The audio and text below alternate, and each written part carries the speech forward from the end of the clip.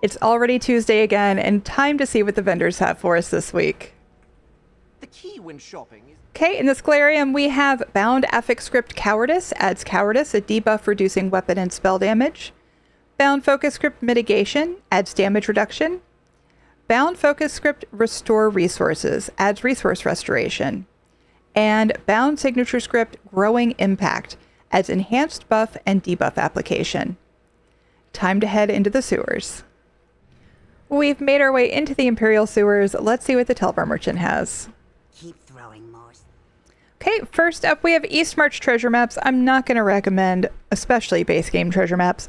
However, Eastmarch brings us Akaviri Dragonguard, Fjord's Legacy, and Stendar's Embrace, as well as a chance for the leads for Ancestral Nord, Legs, and Shields, but it's going to be a lot cheaper off of Guild Traders, so I would skip this at 6,000 Telvar. Our scripts, we have Bound Affix Script Lifesteal adds Lifesteal, a debuff granting healing to attackers.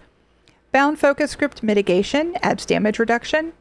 And Bound Signature Script Immobilizing Strike adds an immobilization effect. Next we have Fragment of Balamath. This is for the Annulment Vibrant Yellow skill style. Balamath is a Craglorn Delve. It's the corrupted scion of Balamath. You push 3 buttons on the pillar to summon the boss. It's a little complicated, but it is a guaranteed drop when you do that. So I still think I would save the 5,000 Telvar if you're comfortable at all in Craglorn Delves and just go grab it. All right, our first lead, Ballywog Pearl Islets. This is part of Mad God's Dancing Shoes and drops from the Solstice Delve Carapace Cavern. If you're doing your Solstice dailies trying to get one of those other leads, I think I would skip this one and just try to get it that way. Our next lead, though, is Warm Asymmetrical Ruby. This one's part of Death Dealer's Feat and drops out of those Blackwood Oblivion portals off the final boss. So save yourself some time and just buy that. 25,000 Telvar versus running that on repeat or just standing there and killing the same boss over and over until you get it. Skip it. Just save yourself the time and grab the Warm Asymmetrical Ruby lead here in the sewers. And then our jewelry this week, we have Cyrodiil's Ward necklace and ring, as well as Meritorious Service necklace and ring. Okay, let's head over to Infinite Archive. And let's see what Filer Ul has for us. I would sell you a map of the infinite... All right, our first book is A Brief History of House Telvanni. This is one that drops in Infinite Archive, but the eidetic memory comes out of Tel Drelloth in Telvanni Peninsula. Next up, we have Reaper's March treasure maps. Again, I would not recommend buying a base game treasure map from one of these sources. They're going to be just a couple hundred gold from Guild Traders, but if you're curious, Reaper's March brings us Cinch's Bite, Skooma Smuggler, and Soulshine, as well as a chance for the leads for Ancestral High Elf, Legs, or Shields. Archival Riddles, consume 20 Archival Riddles to unlock the Archival Veteran Achievement and the Veteran of the Infinite Body Art. This is the Veteran of the Infinite Body Art. At 3,000 Archival Fortunes apiece times 20, that's going to be very expensive body art, and you are guaranteed to get this if you just do enough Infinite Archive dailies, so I like to skip these. Next up, we have the Big-Eared Ginger Kitten's collar. Of course, this is for the Big-Eared Ginger Kitten pet. This is one of 7 pieces that drops out of Carnwasten in Somerset at 3,000 Archival Fortunes compared to the 2,000, 2,600 from Guild Traders. I don't think this is a great buy. They've also increased the drop rate of these, at least for your first one each day if you go into the public dungeon. So if it's the last one you need, it wouldn't be a horrible buy, but I would probably skip this one. Next, we have Blueprint Redguard Table Formal. This is 2,000 Archival Fortunes, and right now there's only one listing on PCNA for 2 million gold. However, the average sale says 7,500. That's only for one sale. I think this is rare enough with only one listing here, and there's one listing on EU for 27,000. I think this is rare enough that 2,000 Archival Fortunes is a bargain, though. And it's a beautiful table. I like using these for Christmas. I don't know, it looks nice and formal and kind of has that red and grayish green, maybe?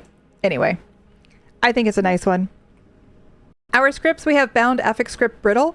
Adds Brittle, a debuff increasing critical damage taken. Bound Affix Script Empower. Adds Empower, a buff increasing heavy attack damage. And Bound Focus Script Taunt. Adds a taunt. Next, we have Bound Signature Script Fencer's Parry. Adds deflection of next direct damage attack. Our style page this week is Celine's Shoulder. I don't usually like getting shoulders this way. At 15,000 archival fortunes, it's awfully steep. I would save that for when we have masks available. Companion equipment, medium armor. Remember that the things that you buy here are often bound. Companion equipment is definitely bound. Medium armor, you're at the mercy of RNG for what trait you get. 5,000 archival fortunes for RNG is pretty steep. I say skip this one and just buy stuff from the traders. Our next pattern is Diagram Apocrypha Bridge Small Curling. Here's it closed, and then it unfurls.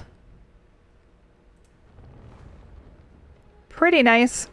And on PCNA, we have 5 listings ranging from 185,000 to 400,000. I definitely think this one is worth 2,000 archival fortunes. Next up, we have Fragment of the Wolf Father. This is one of 5 pieces of the Roar Verdant Green skill style. The Wolf Father fragment comes from the Banker Eye world boss, Lake Watch Tower. Remember, this is a guaranteed drop if you kill that world boss, though. So while 1,000 archival fortunes is not a lot, it is a guaranteed drop just from killing one world boss. So I would probably still try to get it that way. Okay, our leads, we have Crystal Cruft Shaped Trigger. This is for Music Box Lament for the Path Not Taken. It is found in the Westwheel Delve Legion's Rest. I think that you can probably get this one on your own without spending 5,000 archival fortunes, but it's here if you need it. Our second lead is Grand Hatu Onyx. This is part of Left-Hander's Aegis Belt, and this one comes from the Daily Crafting Writs. I don't know anybody that's had a problem getting this one. I feel like it's fairly easy to get, especially compared to some of the other Left-Hander Aegis Belt leads. So unless you've been struggling to get this one, I say skip this one as well. And our final pattern today is Praxis Telvanni Lamp Organic Azure. Again, only one listing for 220,000. Great patterns available this week. This is a Telvanni lamp. Turn it on and off. And then our final item is the Remnant Truth. This is another book. If you're not sure how the books work, check in the description. I have a link and a checklist for you if you need it. In order to buy this one, you will need to know the eidetic memory. The book normally drops out of Infinite Archive, or you can buy it here, and the eidetic memory is in the Apogee of the Tormenting Eye in Apocrypha. All right, let's run some Infinite Archive and see what gear is dropping. We just finished running Infinite Archive, and it looks like this week we have gear dropping from Auradon. That includes Armor of the Veiled Heritance, Queen's Elegance, and Twin Sisters, as well as from Somerset, which is Grace of Gloom, Griffin's Ferocity, and Wisdom of Vanus. And keep in mind, sadly, none of these sets from Somerset break down into Kalanda Lacquer. All right, that's going to do it for this week. We'll see you in the next one.